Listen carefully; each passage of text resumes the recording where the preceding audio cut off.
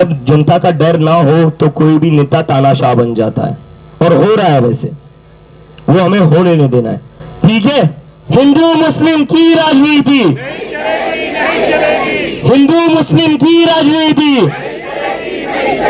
हिंदू मुस्लिम की राजनीति। सोनम वांगचुक जैसा इतना बड़ा साइंटिस्ट 2 हफ्ते हो चुके हैं, कुछ नहीं खाया है, उसके बाद भी सरकार को कोई चिंता नहीं हो रही कि इनकी जान का क्या होगा। 25 से ज्यादा स्टूडेंट्स हंगर स्ट्राइक पर है, सरकार को कोई चिंता नहीं है कि उनकी जान का क्या होगा। ये सरकार पूरी तरीके से इनसेंसिटिव ही नहीं, इनह्यूमन हो चुकी है। ये हम लोगों को वो जानवरों की तरह देखते, कॉकरोचेस की तरह देखते कि मर जाए तो भी कोई फिक्र नहीं। और ये लोग ऐसा क्यों कर रहे हैं? क्योंकि 12 साल से ये लोग पावर में है, तो कहीं ना कहीं वो पावर इनके दिमाग में चली गई है। स्पाइडरमैन का एक डायलॉग है, with great power comes great responsibility. लेकिन अगर इस गवर्नमेंट के लिए मुझे बोलना पड़े तो I would say with great power comes great arrogance. इन लोगों के साथ वही हुआ है, तो ये एरोगेंस कम करना पड़ेगा। और इन लोगों को लगता है कि सरकार इनकी है तो ये कुछ भी कर सकते हैं, लेकिन ये भूल गए ये देश तो हमारा है। सरकार तुम्हारी हो सकती है, देश तो हमारा है ना। देश तो तुम्हारे नाम नहीं है, देश हमारा ही नाम है। यहां पर जितने भी लोग हो, चाहे हिंदू हो, मुसलमान हो, सिख हो, ईसाई हो, कोई भी हो, देश उन्हीं के नाम पर है और उन्हीं के नाम पर रहेगा। ये सरकार वाले तो किराए पर आए हुए, 5-5 साल का रेंट एग्रीमेंट रहता है इनका। 5 साल का रेंट एग्रीमेंट है ना। इन लोगों का थोड़ा ज्यादा लीज एक्सटेंशन हो गया है, 12 साल हो गए, लेकिन इनको बताना पड़ेगा देश के मालिक हम लोग हैं। ये लोग किराए पर चला रहे हैं, किराए पर चलाने के लिए दिया है देश। तो ज्यादा उछले मत, इतना एरोगेंस अच्छा नहीं है। एरोगेंस किसी का टिका नहीं है, फिर चाहे वो कोई भी हो। हर किसी बड़े नेता को जब भी उसको एब्सोल्यूट पावर मिलती है उसको लगता है वो राजा है, हर किसी को लगता है। जनता दिखा देती है फिर राजा कौन है। डेमोक्रेसी में जनता ही राजा होती है। पर कहीं ना कहीं मुझे इस बात का दुख था कि हमारा देश ये बात भूल चुका था। पिछले 10-12 साल में हमारा देश भूल चुका था कि people are the real rulers of the country.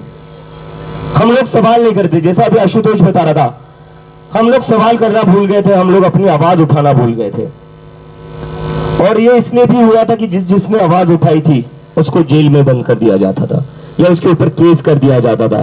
Sonam sir यहाँ पर है, इतने बड़े साइंटिस्ट, इतने बड़े एजुकेशनिस्ट, इनको तो एजुकेशन मिनिस्टर बनाना चाहिए था, लेकिन इनको जेल में डाल दिया था। किसी और कंट्री में अगर सोनम वांगचुक होते तो उस कंट्री का जो भी सबसे हाईएस्ट सिविलियन अवार्ड होता है, जैसा हमारा भारत रत्न होता है, वैसा उनको दिया जाता। लेकिन बदले में सोनम सर को क्या दिया इन लोगों ने? बदले में दिया जेल। तो ये सरकार को तो मतलब थोड़ा सुधारना पड़ेगा। और सुधारने की जब बात मैं कर रहा हूं, पीसफुली सुधारेंगे। पुलिस वाले कोई गलत मतलब ना निकाले, पीसफुल लोग हैं हम। कल तो पैरों में भी गिर गए थे आपके। तो कोई गलत हम लोग करेंगे नहीं, कोई गलत काम जो भी करेंगे पीसफुली करेंगे। हमारा बस एक ही एम है, जो पॉलिटिकल डिस्कोर्स है इंडिया का वो चेंज होना चाहिए। 10-12 साल से हम लोग क्या देख रहे हैं? हिंदू मुस्लिम चल रहा है, हिंदू मुस्लिम चल रहा है हर जगह। कोई मुद्दों की बात ही नहीं कर रहा है। कोई मुद्दों की बात कर दे तो उसको हिंदू मुसलमान में बांट दिया जाता है, या पाकिस्तान से जोड़ दिया जाता है, या इंटरनेशनल कह दिया जाता है। लेकिन इस हिंदू मुस्लिम की वजह से हमें मिला क्या? हिंदू मुस्लिम से हमें मिली 40 साल में सबसे ज्यादा अनएम्प्लॉयमेंट। हिंदू मुस्लिम से हमें मिले पेपर लीक पर पेपर लीक। हिंदू मुस्लिम से हमें मिले बच्चों की सुसाइड्स। हिंदू मुस्लिम से हमें मिल रहे सड़कों पर गड्ढे।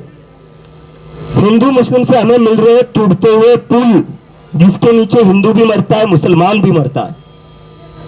हिंदू मुसलमान के नाम पर हमें मिले ट्रेन एक्सीडेंट, जिसमें हिंदू भी मरता है, मुसलमान भी मरता है। तो फायदा हो रहा है किसी से हिंदू मुसलमान की राजनीति का? किसी का फायदा नहीं हो रहा है। बस एक ही लोगों का, एक ही पार्टी है जिसका फायदा हो रहा है, और उसके लिए वो करे जा रहे हैं। लेकिन हमें भी कहीं ना कहीं समझना पड़ेगा, हमें ये जो पॉलिटिक्स है, कम्युनल पॉलिटिक्स है, हिंदू मुसलमान की पॉलिटिक्स है, उसके साथ हमें डिसएंगेज करना पड़ेगा। हुआ क्या है, 12 साल में हम लोगों के अंदर से इन लोगों ने एबिलिटी छीन ली है to think as a citizen. हमारा काम क्या होना चाहिए? हमारा काम सबसे पहले यह होना चाहिए, कोई भी पॉलिटिकल चीज हो, कोई भी सोशल इश्यू हो, हम उसे एज ए सिटीजन पहले सोचे, ना कि आई एम हिंदू तो मैं हिंदू के लेंस से सोचूं, ना कि मैं मुसलमान हूं तो मैं मुसलमान के लेंस से पहले सोचूं। हमें पहले सोचना चाहिए from the perspective and from the lens of a citizen. ये गवर्नमेंट ने हमसे वो छीन लिया था हमें बांट कर, लेकिन इसके बाद हमें वो करना नहीं है। अगर हम फिर से वही गलती करेंगे तो इस मूवमेंट का कोई पॉइंट नहीं है।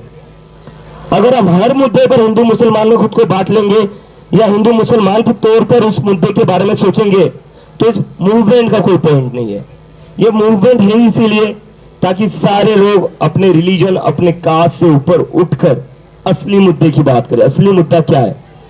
असली मुद्दा यह है कि इस देश की एजुकेशन सिस्टम पूरी तरह कोलैप्स हो चुकी है, और उससे भी बड़ी प्रॉब्लम यह है कि देश में कोई अकाउंटेबिलिटी नाम की चीज बची नहीं है। वो अकाउंटेबिलिटी हमें लानी पड़ेगी। कई लोग मुझे बोलते हैं इस्तीफे से क्या हो जाएगा, इस्तीफे के बाद कोई और आकर बैठ जाएगा। सही बात है, लेकिन जो भी आएगा ना उसके अंदर ये डर रहेगा कि एक की नौकरी जा चुकी है, अगर मेरे रहते हुए भी पेपर लीक हुआ तो मेरी भी नौकरी जाएगी। आज इन लोगों के मन में ये डर नहीं है, वो डर हमें बिठाना है, क्योंकि डेमोक्रेसी में जनता का डर होना जरूरी है। जब जनता का डर ना हो तो कोई भी नेता तानाशाह बन जाता है, और हो रहा है वैसे, वो हमें होने नहीं देना है। ठीक है, तो अभी हम लोग एक नारा लगाएंगे, हिंदू मुस्लिम की राजनीति नहीं चलेगी।